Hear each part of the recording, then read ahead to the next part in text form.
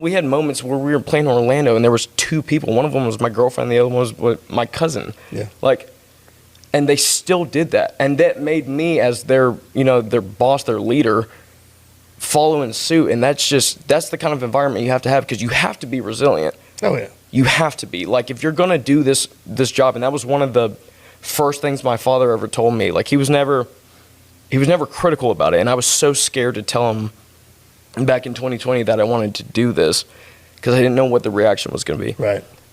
And I'll never forget, I sat there right in front of him and I told him what I wanted to do, and he just kind of paused for a second. He goes, "Are you doing it for the right reasons?" And I go, "What do you mean by that?" He goes, "Do you love music?" Yeah. And I go, "Yeah, of course I love music." He goes, "It's not about the money, right?" I go, "No." He goes, "Good, because if it's about the money, you're going to fail. Yeah. You're not going to be able to handle it."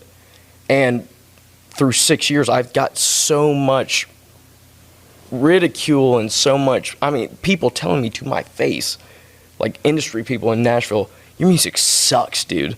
Like, to my face. Wow.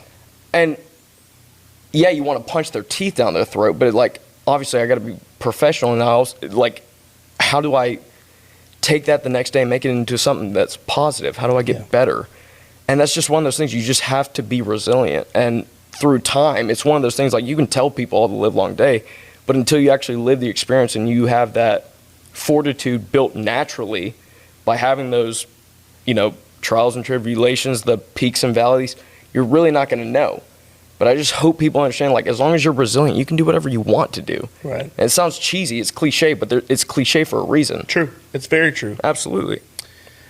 I was going to say, sticking your, they always say, put your nose to the ground, keep on the grind, just keep going, keep your head down. And one of the reasons why they say that is because, like you said, there's a lot of truth to that, because if somebody just made that up, who's going to believe that? Absolutely. And as far as the critics, I've had, gosh, I remember getting